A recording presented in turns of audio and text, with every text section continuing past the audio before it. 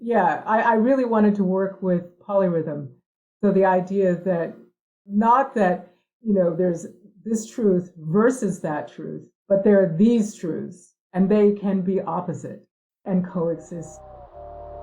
I said it before and I'll say it again. Life moves pretty fast. You don't stop and look around once in a while, you could miss it. Never fear change. Life is too short for fear. Chase what is desired. I can do this all day. Would you mind identifying what you are? We're the best friends squad. That's what we call ourselves. Sort of like a team. Welcome to the rodeo. Ladies and gentlemen, please sit back, relax, and enjoy the ride. This is the way. I have spoken. Welcome to the Skiffy and Fanty Show. Putting the Jumba Jabba back into speculative fiction. I'm Sean. I'm Jen.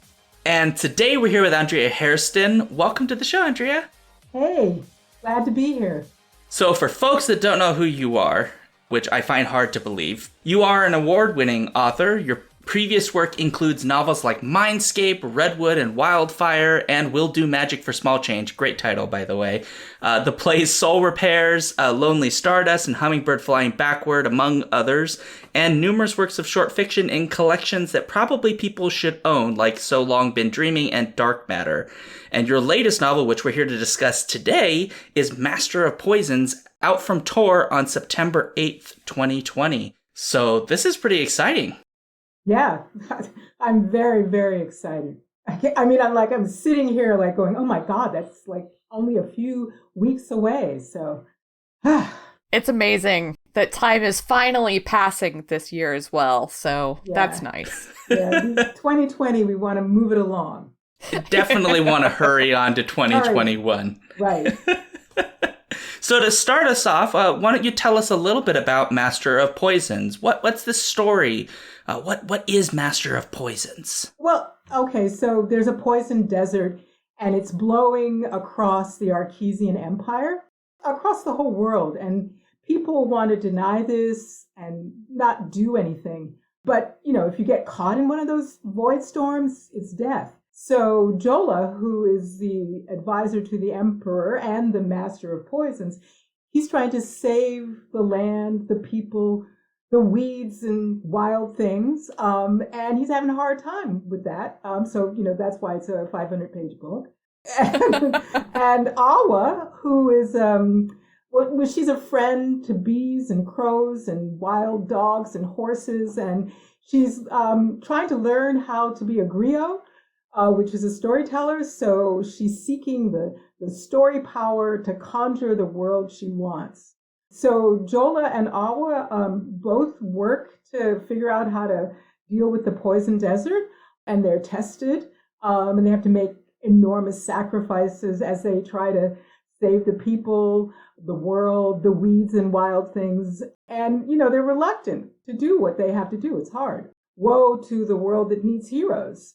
So the book is about the two of them, coming to terms with who they need to be in order to make the changes they want. And of course, eventually they meet one another. I find it interesting how much this story is like climate change. It's a thing that's happening. But you've couched it in this poison desert and the storms and an empire that is clearly sucking up resources from left and right and destroying people along the way. What made you go with that kind of worldview, other than the, obvious fact of we have massive climate change and that's a terrible thing that we're going straight into? Yeah, well, we were talking earlier about Michael Ende, who's a marvelous, marvelous German writer who I had the, privilege and pleasure of knowing fairly well because I worked with him on several translations of plays. And I actually believe in the power of metaphor and story. So when he was, he loved German folk tales, and he used them, really well. So I think he's one of my early influences. Also griots, who are West African storytellers, sort of the word, but they're much more. They're more like what I say in my book that Awa is trying to be. So we are story creatures. And so we respond to stories more than numbers. So I can tell you 10,000 people have died, but I can give you a story of an individual who dies and you'll weep. So I wanted to write a story. Well, actually someone at Tor asked me to write a novella and to write a fantasy novella. And I had never really done this before, and I loved the fantasies I'd read. So I thought, oh, well, okay, I've never done it. I'll try it. So I had decided that I was going to be in a secondary world before I began. And as I was doing, my research and thinking about the book, I was, reading the newspaper. The bees were having trouble and dying off. The bats were dying off. Parts of the Mississippi Delta were just sloughing off into the ocean. And we weren't stopping everything and saying, oh my God, we don't have pollinators? What are we going to do? We don't have, bats. Oh my goodness, the trees are like coming down. Wait. And I myself wasn't stopping and saying, okay. So I wanted to investigate those tendencies in myself and in the whole world. And I feel we live in the shade of empire. We constantly talk about post-colonial, and it's like one of those terms like post-race. We have not gotten post-colonial. So we still have a colonial attitude toward people, animals, plants, bugs, each other. So I wanted to think about those things, but in a secondary world, because like I said, we're story creatures. So I wanted to investigate and stimulate us by not getting us mired in our particulars, like, oh, this is exactly where I live and it's down the street, but allowing us perhaps to range into like other possibilities as we thought about things that were important to us. So this is really fascinating. Like, your answer gave me like 900 different directions I could go, and I'm like chomping at the bit about which one I want to go with. I know, that's what I was thinking too. Jen wants me to ask the question that's about storytelling and griots and those, but we'll come back to it because I'm really interested in this this living in the shadow of empire idea that you were talking about, because you were talking a little bit too about this idea that we say words like post-colonial, and the world we live in isn't really post-colonial. Like, there are aspects of colonization that are gone, but not really, right? No, The damage is still there. And I remember saying on Twitter, like the other day, because someone had tweeted something like the Irish got over colonization just fine. And I was just thinking, like, nobody gets over colonization. Really? Yeah. I was in Ireland last year, and let me tell you, they have not gotten over it. The whole question of Brexit, all of those things, it was amazing to be there and listen to people try to figure out how to define themselves in relation to powers that they actually had no direct control over. It's definitely a thing. It's a thing in every space that was once a colony or still are colonies. The language, just if we think about the languages that we are losing because they're not the empire language. So Irish, right? You can choose to speak Irish. So I'm happy that people are, but there's a sense that we only need a few languages, and the rest, well, it's too bad that they're dying out. But do we really need, Ojibwe or Irish or Yoruba?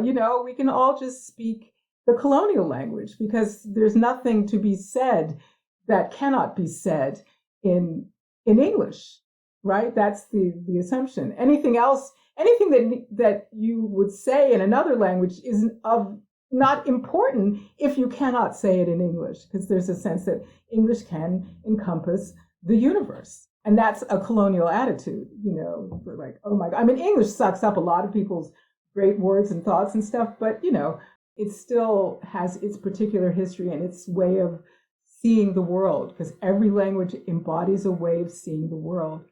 And English is limited to its particular way of seeing the world. Whew. And that's something you specifically bring up fairly consistently throughout Master of Poisons, how learning a language can change one's very worldview. Yes. specifically with characters who want to learn Lahesh, which is the language of the Green Elders, which I found utterly fascinating. There's a lot of languages in this book, everybody, if you haven't started reading it yet. And the idea of the languages, because this book obviously is written in English, and you only choose to use a few words in other languages. Right. You use Griot, which is West African, but you're also speckling in a few other things. And the tagline that I used is putting Jumba Jabba back into speculative fiction. Where does Jumba Jabba come from? Is that already a word in existence, or is that one that you created? No.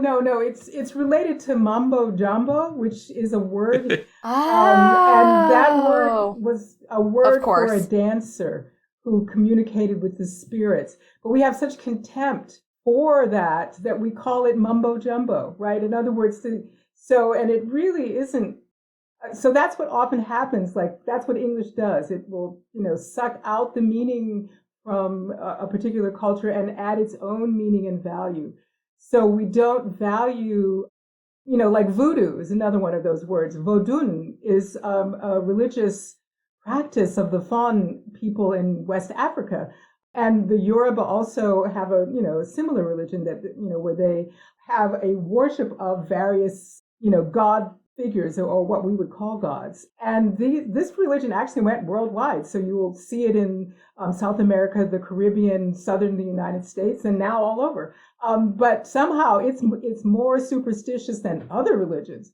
So so Christ can walk on water and rise from the dead, and that's okay. But if you are an African religion and you rise from the dead, you become a zombie, which has its own wonderful, lovely stuff that happens later with that. But again, we live in the shadow of empire. So the Greeks had great myths, but everybody else, or Christianity is a valid spiritual cosmological relationship with a transcendent reality, but other people's is superstition. So Aristotle made enormous errors on everything, but we still take him seriously. But any other historical figure from, say, from the Igbo people in West Africa, we're not going to take them seriously at all. They had nothing to offer us. So that's part of what I'm trying to get at in Master of Poisons. So I have various peoples, and they all have something to offer. And they all have the stupidness, right? Like every group of people. So it's not so much that the Greeks are terrible. I mean, they're just human. And it's not so much that the Yoruba are transcendent and great and perfect. They're just human too. So all of them have something to offer, and cautionary tales like, ooh, don't act like that, or deep wisdom, or whatever. But to dismiss them, that's one of the things that empire does. You dismiss all the local things and you impose a single monoculture, which is like all monocultures, it strangles and results in a sort of non-sustainable social or physical reality. So if you just plant the same crop across huge swaths of land and don't have diversity, you end up with poison deserts? Yep, poison deserts. So, it's sort of like survival of the friendliest. Let's use the, Three Sisters image, let's have beans, let's have squash, let's have corn, all grown together, and they help each other. They do great things for the soil. They, can provide nutrients, shade, and come up at different times. It's perfect. And they sustain one another. And, so you can just plant them, go away, come back, and reap a harvest. So the Abenaki people in my part of the world, I'm in Massachusetts, did that very thing. So it's a great agricultural practice, and it doesn't result in corn, really sucks the land. I'm telling you, woo.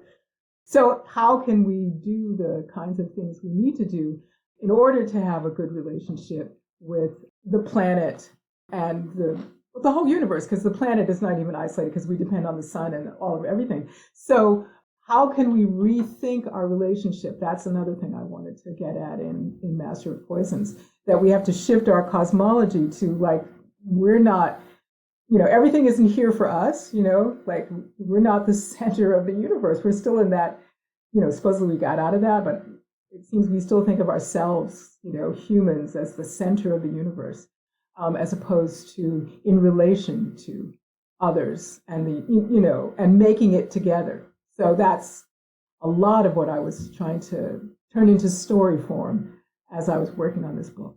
Definitely. And now I have 100 more questions. So Sean, go. Well, this actually takes to the question you wanted me to go to, Jen, because a lot of what you're talking about, you're making me think of, I think it's Chimamanda Adichie that has this TED Talk. Yep. The One Story TED Talk, which you're familiar with. But for those that are not, it's this great TED Talk, and we'll link it in the show notes. But it talks about the problem of like the one story. If you just tell one story about a people, you like lose all of the nuance. And that's how you kind of erase people and the differences and the things that make them unique is by telling just one narrative of them. And I think Adichie's talking about this idea of like publishing, especially with like we can only tell one kind of African experience. Like all of the stories have to be like about colonialism and like tribal cultures, instead of like, well, why not having like a dude who's got a cell phone and he like has a sports car? Like that's a thing that exists in Africa. So but interesting that in your, getting to the novel, because you're making me think of all this and the way that this book really explores the idea of story and the way that these different cultures have different ways of telling. So you have like Awa, for example, who is becoming a griot, a kind of storyteller, historian. And I know historically they sometimes took the role of like official. Right. Diplomats. Oh, historian is the word we would use in the West. Yeah. I don't know if that's quite proper for them, but they would be like the official one for a leader of some kind. Yes. And so she's sort of fulfilling that role. And then you've got Jolo, who's trying to, he's sort of been betrayed in a way, and he's trying to find this solution, and in the process trying to find connection between peoples who don't necessarily like each other. And so I was interested, on the one hand, sort of what drew you to the griot figure in particular, because it's so important here, but also just to get you to talk a little bit more about how you were talking about exploring storytelling as like a process in the novel itself. Storytelling is a process in the novel. Okay, well, I think of story as one of our essentials. I'm a professor, I teach literature, I teach writing, so I'll be out about that. But I think, there's a Hopi saying, the one who tells the story rules the world, right? So Joel is a storyteller because he's a map maker, and maps are stories. Like the universe is the ultimate map. So any rendering of the universe I make is a story, right? So I decide, how to create a relationship to the, infinity of the universe, and I make it into a map, and I make it into a story. And the story has central figures, has actions, has struggles, has, values, and all of that is in the map. And so griots then map the world, right, with their storytelling. They tell you where to go, what's important, who is to be avoided, what's helpful, and they tell you to question what they tell you. So there's a character in the novel, Yari, and V, that they are not male or female, and the term in the book is V. So V is trying to also create in Awa a skeptical storyteller, in which you reflect on the process of storytelling, that every storyteller has a truth that they offer the world, but that truth is not the only truth and may in fact be wrong. So you have to be ready to change your story. So that's part of, what Awa has to learn, or the stories that you learn before you have critical facilities operating. And suddenly you realize you think things you don't want to think. So how do you change what you think? And there are many stories we're willing to believe. And so we hear a few things and we're willing to believe a certain story, then we do. And then you look at it like, why am I willing to believe this story? There's nothing to support it. In fact, there's so much evidence against it, yet I am willing to believe like the worst of a particular person because they come from somewhere, look like something, or eat something, or smell a certain way, or do a certain thing. I am willing to believe the worst of them. And so that is something that Awa has to learn. Like, how do I navigate and negotiate a world in which there isn't an absolute figure that's going to tell me that, yes, that's the true story, and no, that's, the false story. And yeah, that's one of the tasks of that Yari gave also to Jola. So Jola has that task as well. They're trying to figure out what story, what map they want to conjure or draw. And, it's really hard since, the empire just wants to have its one monoculture story. So, and it's sneaking up on you. It gives you normal, right? So normal is the secret weapon of the empire, so that your own thoughts can seem abnormal if they don't go with the empire's story. So as you say that, that makes me think about how Jola, obviously he was taught by Yari originally, but by the time we meet him, he has started on this essentially quest to kind of subvert the mini story lessons that he was given to by Yari in pursuit of that one story for the Empire, that one solution, that one easy thing. And that process is what takes us through a lot of the rest of his adventure, or at least quite a few years of it, as he's seeking the Jolan Jola. Jola. Holland Holla. You mean the spell. Holland Holla. Yeah. Thank you. Yes. Which in the end is something entirely different than I think even what he was expecting, but it seemed to be part of that monocultural narrative in his mind. Like, if I find this thing, I can solve everything. So he's kind of subverting that idea. Well, I think he believes that he is still a student of Yari. Yes. And I think he's trying to balance all the different things. So he feels like he hasn't gone all the way over to the Empire, and he hasn't lost everything. Yet the people, at the table, who are the, rulers along with the emperor, consider him a traitor. Half of them do. So he's, that person that I wanted to talk about, who finds, I'm going to work within a system. I'm going to make changes. I don't believe that a lot of the stuff that these people believe, but we can figure out a way to work together. And the plan that he offers is really, actually, I think, quite good. Oh, I wish that plan was beautiful. I was like, right. Can we have that plan in the real world, please? Right. So he's got a good plan, but I think he underestimates the resistance or overestimates his own capacities. And, he's not capable of completely manifesting what he needs in any given moment. And he's tired, because it's tiring what he's been doing. And he's also, not at home at the table. He's from the north, so he's from people who have not been sitting at the table of power. And there's one other person from the north who's sitting at that table too. And both of them are they're not easily, they're not at home.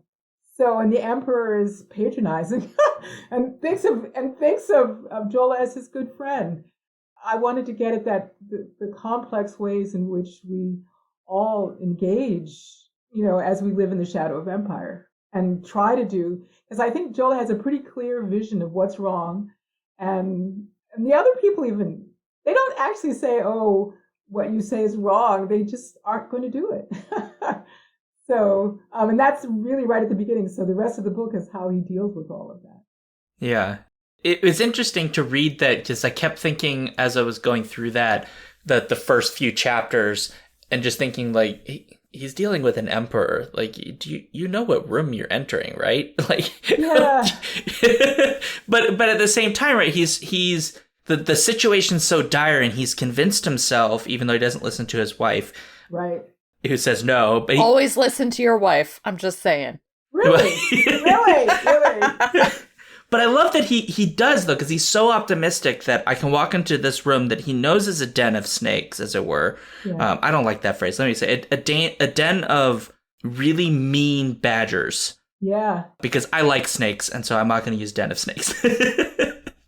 But he walks in, he's so optimistic. I can convince enough of them. And it Yes. kind of backfires. It blows up in his face, and he's ultimately exiled. And it was making me think a lot about the issues of betrayal that are throughout the book, especially the early sections. Jola is betrayed, but also Awa, right, is betrayed by family by being sold to the Green Elders. And so I was curious, about the way that you were trying to explore these different layers of betrayal throughout the book, and we even get it later. There's a scene with a character by the name of Jod who also betrays the Green Elders. We won't say why because that's about halfway through the book. But there's just little layers and layers of this betrayal throughout the book. And I was hoping you could talk a little bit about what made them such compelling aspects of the story that you wanted to tell.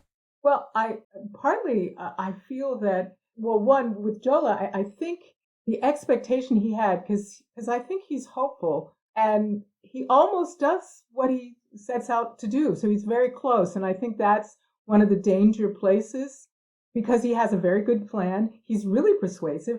He's very powerful. So all of those things make you less clear on how entrenched certain value systems are, right? And how much work we need to do in order to reframe and restructure something like an empire.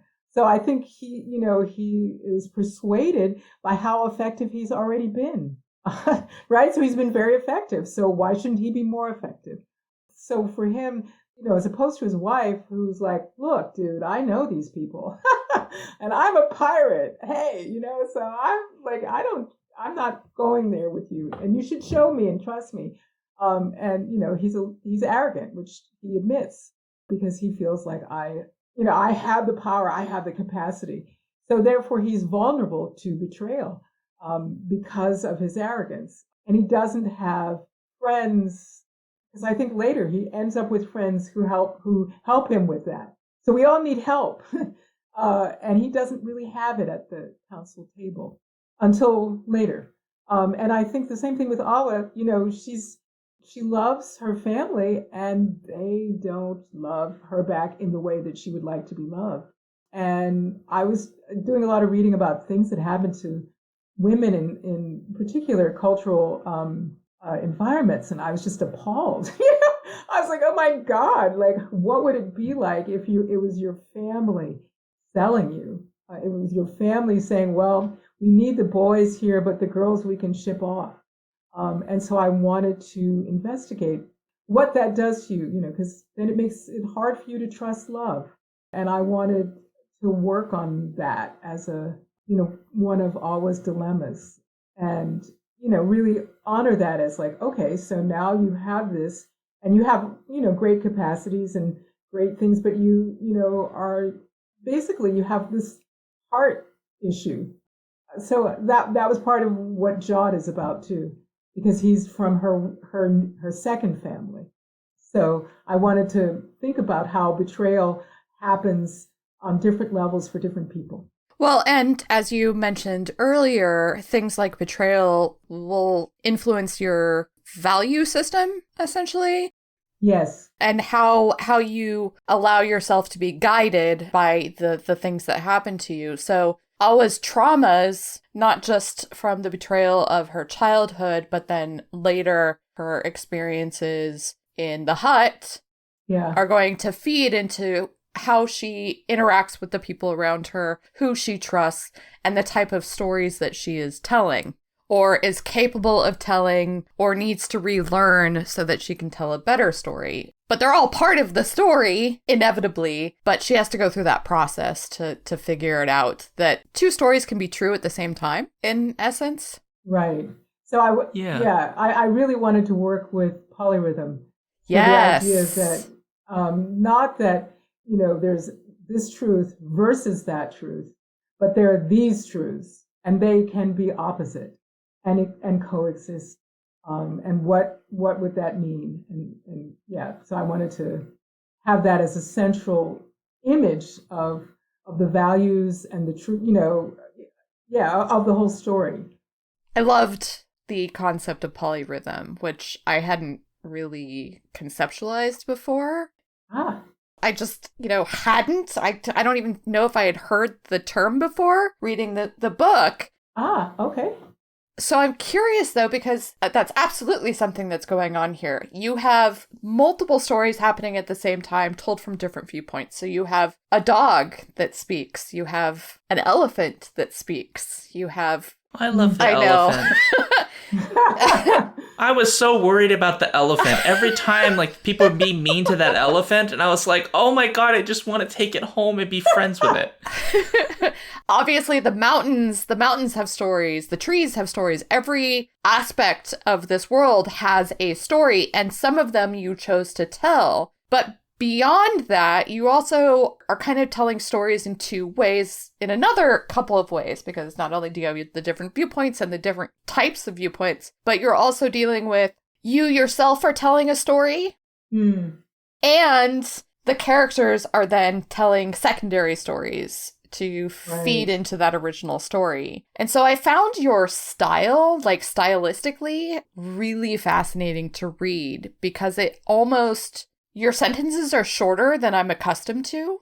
Ah, okay. And they felt rhythmic in the same sense that your stanzas, the poetic sort of stanzas that you threw in that are all italicized to differentiate them from the narration. Yeah, so they're poems or songs or... Right. Yeah. And your writing felt very poetic and song-like and rhythmic in conjunction with that. So I'm curious how much of that was intentional, how much of that comes from your theater background? I would say I'm I'm from an oral culture, right? Right. So my grandfather was a Baptist minister.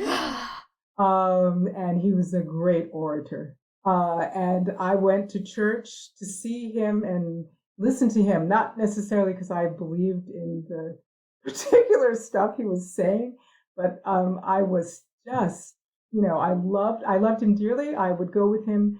We would go out and visit the sick and shut in together, and I would listen to him, talk to them, and I was just bowled over by his faith and how much he could walk into the middle of anything, and he had his faith, and then he would do this oral thing, and people would be healed and feel better, and stop fighting and fussing. And so it wasn't just that he was a minister, so it wasn't his authority that he, threw around, but he had authority in his voice and his stance and his, ability to just listen to everyone and then make them all stop fussing and fighting and come to some really hopeful possibilities. So I come from that. My mother was one of those people too, my great aunt. So I had a whole bunch of those people in my life. And then I thought I was going to be a scientist or a physicist.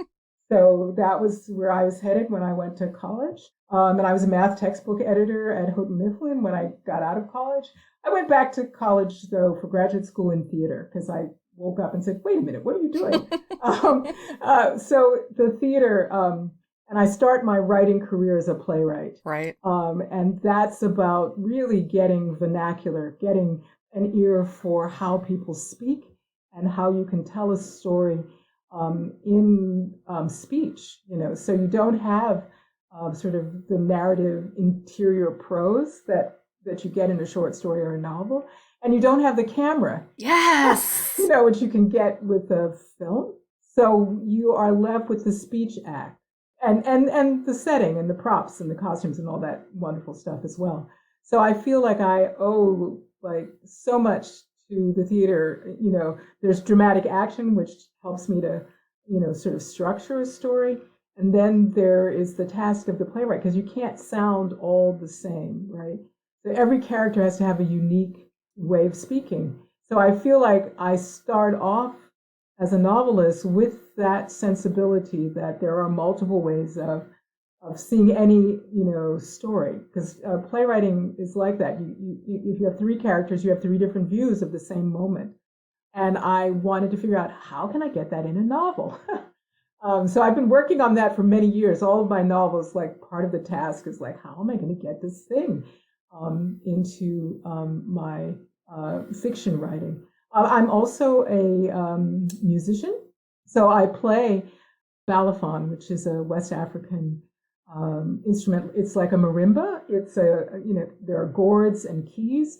It's pentatonic. I play that, and I have had the pleasure of playing with wonderful musicians. So I say I'm a musician because they tell me I must say that. I feel they're the musicians, and I have, like crept up and played a few things with them. So I've played also drums, but more the balafon. That has been the instrument that I have worked the hardest at.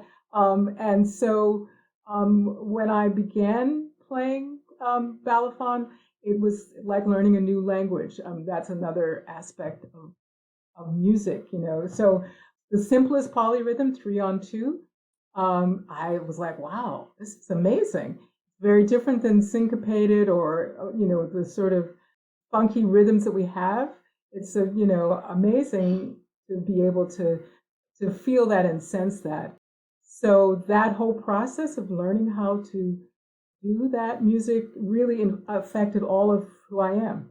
Like learning that, those rhythms and playing with musicians particularly from Senegal. And so I had the pleasure of playing with Tama drummers, who are the talking drummers, and other balafon players and djembe players. And, so just experiencing that as well as doing the dances when I was much younger, trying to get the polyrhythms in my body. That was all amazing. So all of that has influenced all of my work as a writer and all my work in the theater as well. So as a director and as a performer. So I feel very grateful to all of the musicians that I had the chance to work with, because they, a lot of West African music, if you're a griot, when you tell the story, it is with music. So the music is part of telling the story. So I wanted to get that in the language in some way. And poetry is, well, if you can be a poet, why not? So the poetic is also very important. So all of those things were things that I wanted to get into because, this is from their perspective.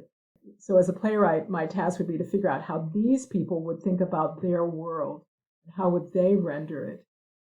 So not necessarily how I would render it, but how the character would render the world. So that includes the dog and the elephant and the bees and the crows and all of the creatures. Yeah. Awesome. So obviously, you have the poetry, you have the polyrhythm, you have the music, and you have the dance, you have your own grandfather Baptist minister in the speech and, sort of rhythms of the story. But one of the things that I think you're doing, and you'll have to correct me if I'm wrong, is melding that West African storytelling of dance and music into a written in English book. Yeah. Which obviously is going to affect how the story is formed. And one of the things that I thought was fascinating as I was reading is Awa, very specifically a map maker. And so is Jola to an extent, but that's who Awa is, like at her root. She's that map maker, but a map maker in The Master of Poisons is somebody who is mapping stories, not just location, but the stories of people and places. Yeah. And creatures. And creatures, right. And everything in the universe, including the Smokelands, which we haven't even talked about because there are so many things to talk about in this book. But the idea that theater is both the words and the setting, but in theater, you can only do so many settings. Like, you can't change your stage 100 times, even if you have 100 locations. Actually, I'll argue with you. Well, you can do it with, well, there are many ways you can do it, but one of the big things is language is setting. Right. Or a prop is setting. Right. And so you evoke, the stage is a metaphorical space. So it's not like in film where you actually will take an image of something. The stage, you will find something that will call up whatever it is you want. So, and I'll use Shakespeare because that's a great one.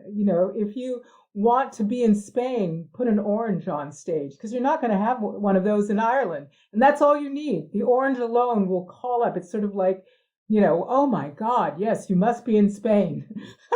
You're not in, the frosty north. Exactly. And I think that's what I was kind of getting at, is that you're not writing a film here, you're writing a play in the sense that you're evoking locations through words, and there is setting obviously in this book, but a lot of what you're doing is going through the paths, the sort of the map locations of Awa's experience, of Jola's experience, of the dog's experience. I'm not going to name the animals because everybody should discover those on their own. And it really, while you were talking, I suddenly realized, I was like, oh my goodness, that is exactly like watching a play, in where small changes or lighting or the music is what changes your perception of what is happening in the story. So this is mostly just me just going, oh my goodness, you're doing such amazing things. I've totally skipped over questions at this point. Sorry about that, Sean. Wow, you just leave that for me to segue into a different topic? I just wanted to squee. Oh my goodness. I really enjoyed the book. Can you tell? Thank you. Thank you. Thank you. I'm glad you did. I'm glad you found so much in it. Yeah, it's stunning, and I kind of want the play of it now, so you're just gonna have to work on that next. I think it would be like the 10 plays. An epic 10 plays, yes. Yeah. It could be an opera. It would be like doing the Rings of the Nolung, but it would just be this instead. God, that would be so great. You'd have to have 4 different showings to get all the pieces, and it would have to occur over a whole week, because you can't have an opera singer sing that much without them dying. Yeah, oh, right. Oh my God, it'd be so amazing. Wow, I would love that. I hope people, after they listen to this interview, go and pick up the book and go, all right, theater. I hope so too. Theater. Yes. Theater rocks. It does. It really does. It does. It's really interesting having this conversation, because there were just things that I was reading the book, and I was telling Jen before we got on the podcast that I felt like I was missing something. I was reading and I was going like, this is really interesting, but I'm missing something. There's something I'm missing. And now I feel like I'm getting it. The little pieces of the things I was missing.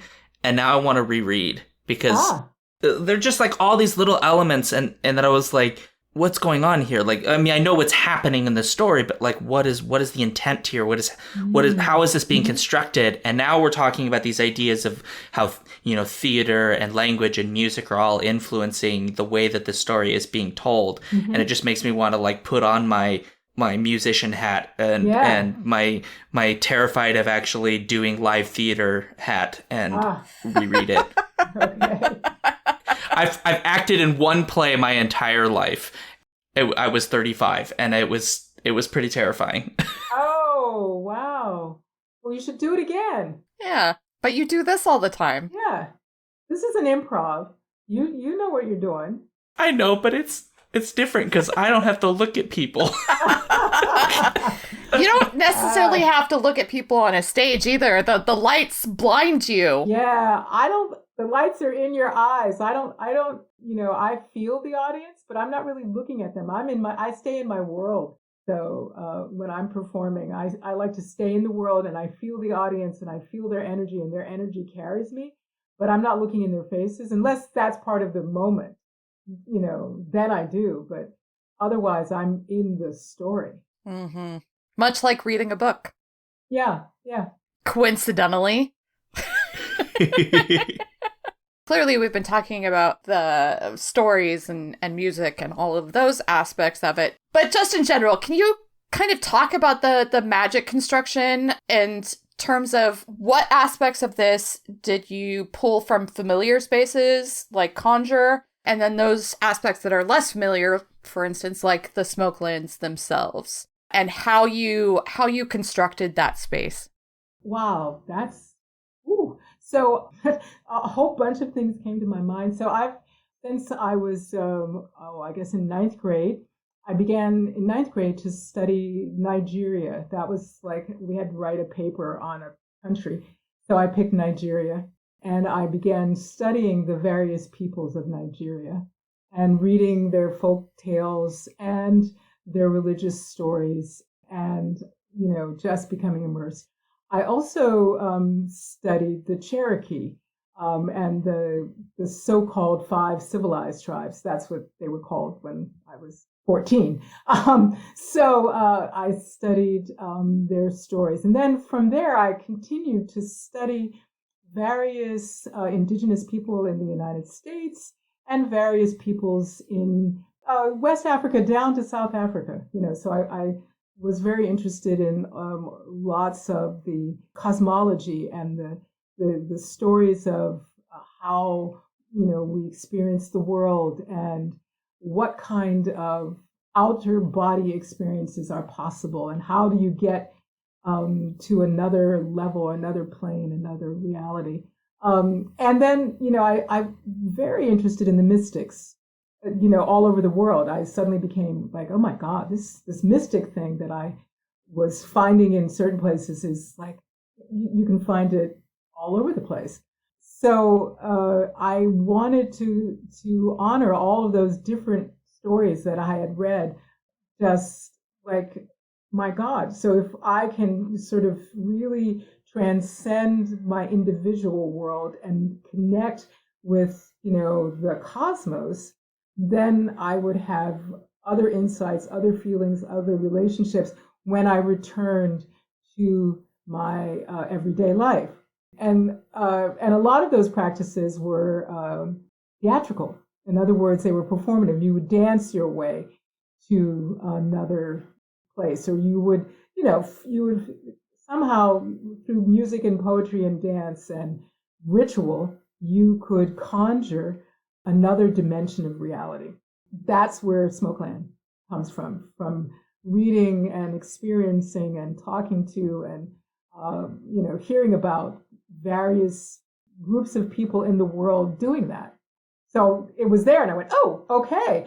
So then it told me its story, so I wrote it down dutifully and tried to say, no, it can't be both this and this. Oh, yes, it can. Okay.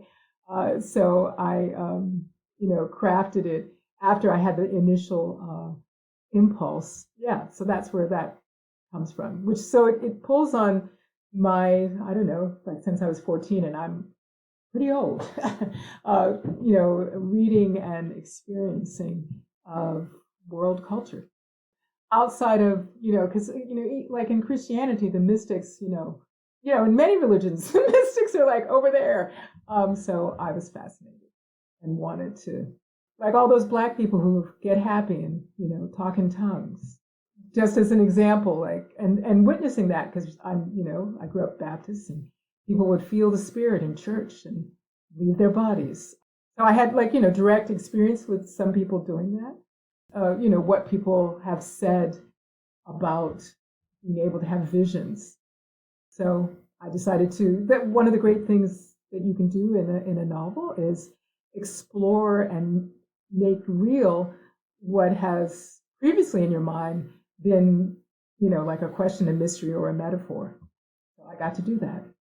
Yeah, absolutely. And in the meantime, you also played with that in that you have a colonizer essentially who has taken up those religions and perverted them. Right. Yeah. So, I think one of the things that happens is, for instance, we're amazing. So like we call it the placebo effect, right? So you can say, here, take this sugar pill. You can even tell people it's a sugar pill, and they will get better. So, but we're kind of ashamed of that. There's something wrong with that. But if you embrace it and say, okay, that's the juju effect. If I have a prop, I use the prop, I take it, and then I can call up the spirit, right? Right. That would be a positive view of the same, and it doesn't mean that you're somehow less rational, that you have this capacity to use metaphor to heal yourself, right? But if I say it like use metaphor to heal yourself, that sounds okay. But if I say placebo effect, it's like, oh God, we're so stupid. We take a sugar pill and we get better. And so I wanted to to realize those two things. Those are two different ways of viewing something. And the placebo effect is amazing. It's an amazing capacity of the mind, right? It can, Right. you can engage it, and you can engage it even knowingly, because some people feel like, if you don't tell people that oh, you're somehow being, unethical, but you can even tell them this is a sugar pill, and they will take the pill and get better. If they, so I really wanted to work with that. Like, oh my gosh, we are amazing, rather than we are somehow lesser because we're, quote, not rational, end quote. I love this because it is taking me back to grad school in a really good way. I had a professor from Kenya, and I cannot remember the anthropologist he cited, but he would tell the story of this anthropologist that he was reading, who, I can't remember if the anthropologist was in South America or somewhere in Africa, but they went to this tribe, and they lived in these huts on stilts, and once in a while a hut would collapse, and the people there would attribute it to the equivalent in English of its magic, right? Its spirits, right, or its magic. Right. But he was going, well, no, that's just coincidence, right? Like, this person died by coincidence, or this hut fell by coincidence. And the difficulty of trying to convey, like, because to them, when he was saying coincidence, they were just saying, but that's just magic. And he's like, no, there's coincidence. It's a different concept. And there was like this huge linguistic gap that was there. But it was really getting at, I think what he was trying, the professor was getting at, was this idea that how we define things that happen in the real world, like, there's not like simple binaries where, like, it is magic or it isn't magic. Right. It may be magic from a certain point of view. It may be just as effective to say it is this thing, rather than this sort of more rational concept of coincidence. And that from a worldview, it's perhaps incredibly helpful to sort of look at the world from a way that is trying to find explanations for things that are largely unexplainable, and rather than just reducing it to the concept of, say, coincidence, which isn't very interesting, right? But saying it's magic or it's spirits, right, that draws deeper connection, right? If I just say, like, I don't know, like, my car got rained on, that's just coincidence. But if it's like some sort of, cloud spirits were involved in that, or maybe the clouds are magic themselves, it creates greater significance out of the event, and it draws deeper connection to it. Well, I think, because we have, several things occur to me. One is that there's an animate universe when there are spirits, right? And so there are positive aspects of having an animate universe. In other words, the universe isn't just a thing, a cold, that we get to manipulate and do whatever we want with, right? Because it has its own sense of itself, its own purpose, its own subjectivity. So that's the positive aspect. Now, the negative aspect could be that, you have a whole narrative about the magic that gets you away from what you need to do, right? Right? And I think we don't realize how many different aspects of each of those things that we need. Like, I think we need an animate universe, right? I think it would be good if we thought of other beings as subjects of their own lives, or other things, like the clouds as subjects of some, of their own reality and there's a mystery that I don't quite understand. We call that coincidence, but that seems without a pattern, right? It's just, it happens. Whereas mystery implies that there is a pattern. I just don't know it, right? Which is very different than coincidence, which seems to say stuff, crap happens. So I think the whole range of thoughts, because we all engage in magical thinking, it's one of our great human things is we make patterns. You will make a pattern out of anything. Even those so-called rational people engage in, quote, magical thinking. So, and partly we'd rather have a pattern than not have a pattern, because it's more comforting, But I think the sense that I am capable of knowing everything becomes for me the problem. Like, there are mysteries. I am of the universe, so I can't possibly have a complete and total understanding of the patterns of the universe. So I cannot render it into it's like the rational numbers, there's the irrational numbers, there's an infinity of them in between each rational number. And so there are all of these things that I really don't know. And I want to be humble in the face of those. And that I want to understand how thinking that it's magic that caused the building to collapse would help someone. Like, what does it do? Why do we think that? What is that magic? So to me, there's a whole story there that would be of value, as opposed to just dismissing it and saying, oh, well, it's just coincidence. It's just like a throw of the dice. Yeah, when clearly, if you just constructed it better, that might help too. Right. So that's what I meant. That's the other thing I meant too. So if it, what you really need to do is like, you didn't follow the stuff you need to follow for the magic to work. Right. So you have to do the things you need to do. Yeah. This brings me back to like the sound you guys were just hearing was my mind going as I was listening to this conversation, because it brings me back to that concept of two things can be true at the same time. This goes for the sugar pills. Like the sugar pills, obviously, they can both be absolutely nothing. It's just sugar, and they can heal you. An animate universe, in a sense, means that everything around you has meaning, right? An inanimate universe means that nothing has meaning. Only the meaning that you apply to it exists. But that also can lead to, as we talked about earlier, how language can change your perspective on things. So if you view something as magic, oh my goodness, that's magic. That's amazing. That's powerful. That's something I don't necessarily want to screw with. If it's just coincidence, well, okay, then I can manipulate that the way that I want to. But obviously, also, if it's magic, as you say, well, that can lead you to potentially fearing a thing and therefore not wanting to mess with it. But also on the other side, if you are willing to manipulate a thing, you're also willing to see it as something that's disposable, like an empire does. Hence climate change. And since we don't really understand all the aspects of our interactions with the climate, which is the entire, sort of planetary system with the sun and the moon and everything combined, the arrogance that we, it's like display as we face these challenges has to do with feeling like we can rationalize, short-term like gain and not really understand any kind of, like big picture. And in both senses, though, you should be able to look at a house falling apart and say, I think maybe we should look at the construction of this and figure out how to make it better or whatever that thing is. That should be a thing that both sides can agree on. And I think it's interesting that this book, essentially, that's the story it's telling, is that both things can be true at the same time. It can be magic. It can be coincidence. Both of those viewpoints are valid.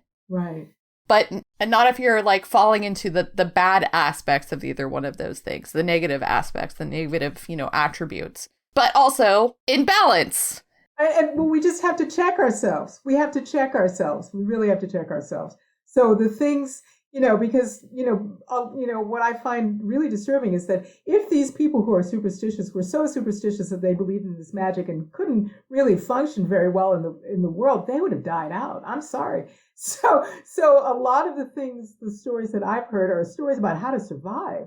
And the magic is really like, how do you build that hut so it stays up? Not, it's just, there's nothing to be done, but really you have to like be very, adept at understanding these powers and these forces and not put it down on the river where it's going to like get mud and fall apart, right? And because those spirits will come and get you, but put it on the dry land. I mean, so the stories are very, I love the story the thing that I was talking about, the three sisters of indigenous people and that's a really great story. Or like, let's look at what the bears are eating.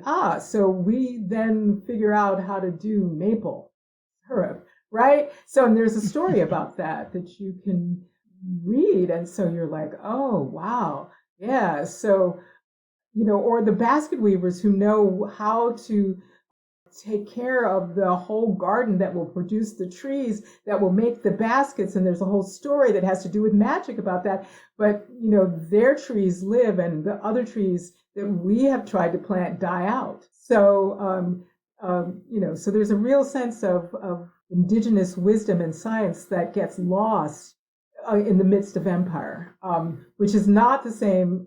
It's as if everything is magical thinking, but if everybody was doing the quote negative magical thinking, these people would have died out. It doesn't work. You can't. There are too many difficult things in the environment. We're more domesticated. They knew how to survive. You throw me out there, I would not survive. I don't know enough. I don't know. I would be like, oh, this is the end of Andrea. I love that this book is basically a culmination of both your education in math and your theater background. Yes. Right. Yeah, I feel like, when I say I'm deeply theatrical, I'm also deeply mathematical. I think that was my other, and languages. So I speak a few languages. So, and I think math is a language. So it's a way of describing aspects of the world. You know how I know that? How? Because I was a terrible, terrible math student, and it turns out I was also a terrible, terrible language student. Oh. Linguistics utterly escaped me. I was like, nope, too much math. I'm leaving. Oh, yeah. No, I love languages. They're amazing things, but nope. My brain was like, I'm over. I'm out. I'm done. I must say, it's very helpful. I'm a new student advisor for the upcoming year at my college, and they gave us this little chart which said there's your comfort zone, which is a little circle, and then there's a circle beyond that, which is, yeah, I'll try that. And then there's a circle beyond that, which is like, don't put me in that circle. And so our goal as advisors is to try to stretch all of those zones. So to get people to try more things that they think are difficult. Right. So for me, music was very difficult. I came from a Black culture and everybody could sing. I just was like, ooh, I cannot sing. And everyone was expecting me to sing. And I'm like, no, I'm tone deaf. But I'm not. My father was really tone deaf, but I'm not. So, and I just worked on it. It was really hard. It was, and then I played piano, but it was basically a mathematical exercise. It wasn't music. But then when I started working on the drumming, and it was very, very hard, because all these other people, they would hear it and then they could just do it. I was like, ooh, wow, that's amazing. So a friend of mine who's also a theater director, he had the same problem. So we worked together on drumming and we kept it up. We just said, okay, we're just going to keep working at this. We'll get it. And we did. I mean, and it was very rewarding. So that I'm going to share with my students. It's writing is hard, because math to me was easier. So writing was harder for me, initially. And it's still hard, and it's great that it's hard. So now I don't know how to do that. You do. Well, no, what I mean is I think of something and then I think I don't know how to tell this story. And so then I have to find how to tell the story. And that actually turns out to be really exciting. It's like, oh my God, wow. So, okay, so this is the story you want to tell? Like I was trying to write a novella. That worked out. And I said, well, I don't know. I'll try it. And I did try it. And if I hadn't tried to write the novella, I wouldn't have this novel. I failed at writing a novella, right? But it was okay. So that's what I want to tell my students, that it's okay. I tried it. I really put a good effort in. And then I realized you have too much story. And that is something you have to deal with. So what are you going to do? And then I went, okay, so I can't get it down to novella length because I have to build a whole world. And then after I build the world, I have two protagonists. And then, so I went, so you cannot do this in a novella, So I learned something about writing novellas, as well as I got to finish one of my favorite novels of mine. I really felt very happy with my failure, So I think I just would encourage you to just try it. You'd be surprised. Well, I am trying a language again, so Yay! that's something. Yay! I'm retrying to learn Spanish, so Yay! Oh, That's great. yay. That's awesome. So I wanted to take us to what is going to be our last serious question for the interview. is this a serious question, though? Look, pirates are a big deal. Yeah, I like pirates. Yeah, pirates are... Look, I get that we have spent the last 15 years with, like, the pirate that goes, "Where's the rum gone?" And he just runs around and acts funny all the time.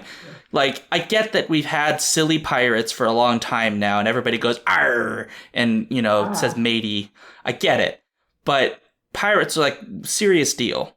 They are. Historically. Yes. So, and there are pirates in this book. And I found that the second they appeared, I was like, oh, I'm sorry, they're going on a pirate ship? What's this? What? And then I saw what kind of pirates you had, which were more rough around the edges. They have less of the kind of, what I would say is this, like, the fantastical swashbuckling side, and much more of the, we're raiding and we're grittier, right? People die on the ships all the time. There's lots of bodies, living and dead, moving in and out of the ship throughout.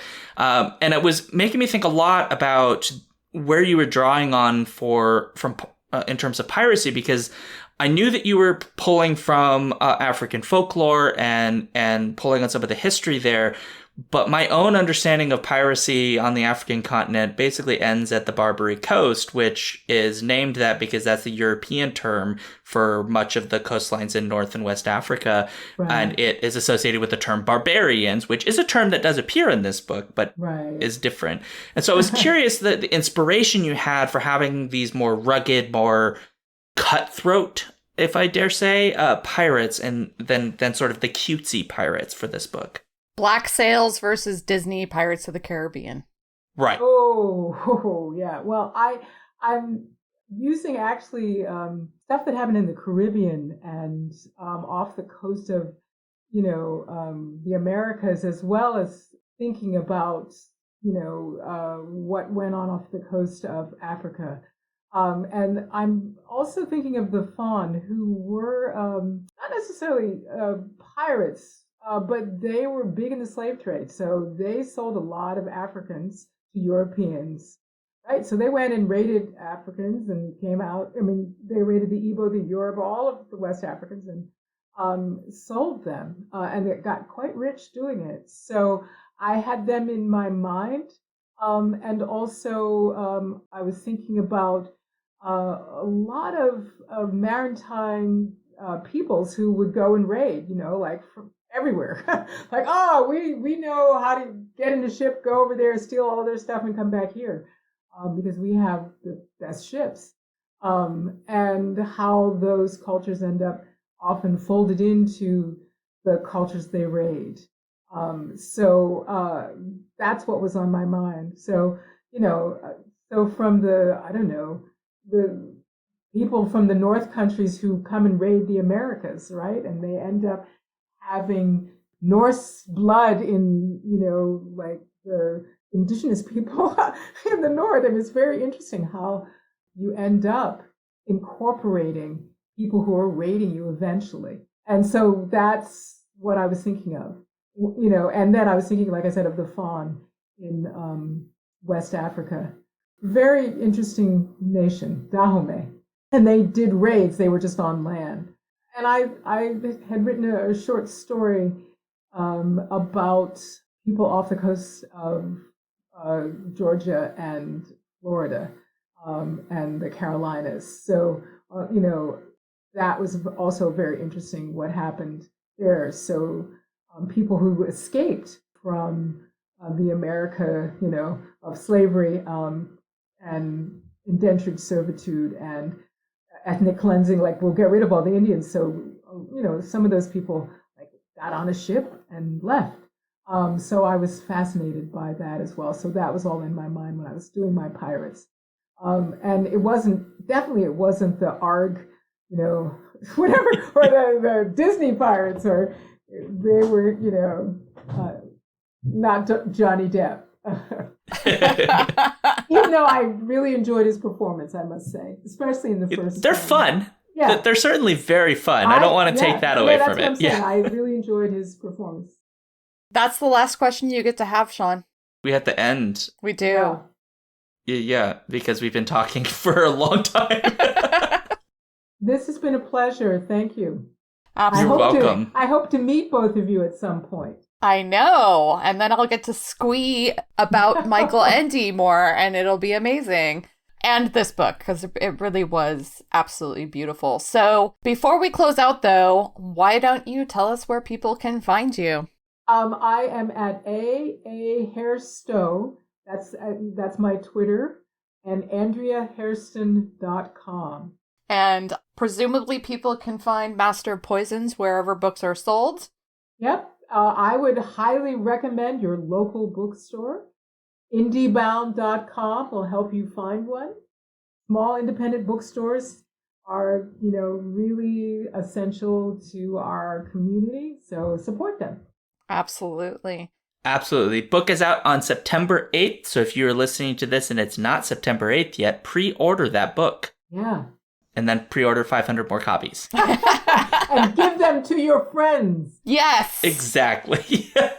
Well, thank you so much, Andrea. We really appreciate you being on the show today. I thank you. It's been my pleasure. Thank you for having me. Thank you for being such great hosts with wonderful questions and great conversation. Aw. Aw, she likes us. Yes. And obviously for listeners, if you'd like to drop us a line, you can do so via email at skiffyandfanty@gmail.com, on Twitter at skiffyandfanty. You can find all of our other stuff and past episodes on skiffyandfanty.com and, basically anywhere podcasts are. We also have a YouTube channel at youtube.com/skiffyandfanty. If you don't want to miss stuff, we have a newsletter at skiffyandfanty.com/newsletter. And obviously you can support us at patreon.com/skiffyandfanty. There will be 5 questions from this interview that'll be up on there. So if you would like to check it out, join us there. Yep. And thank you so much for listening to our interview with Andrea Hairston. And make sure you go check out her new book, Master of Poison. Whoop, whoop. Whoop. Okay, that was awkward enough. You can say it now. Yeah, the awkward ending and scene. Bye.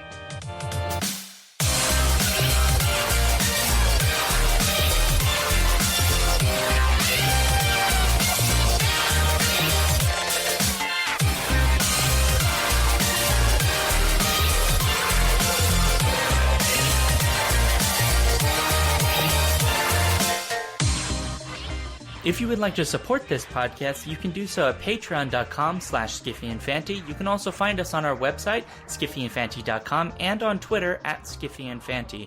If you'd like to send us an email, you can do so at skiffyandfanty@gmail.com. The music for this episode comes from Sphere by Creo. You can find out more about their music at freemusicarchive.org.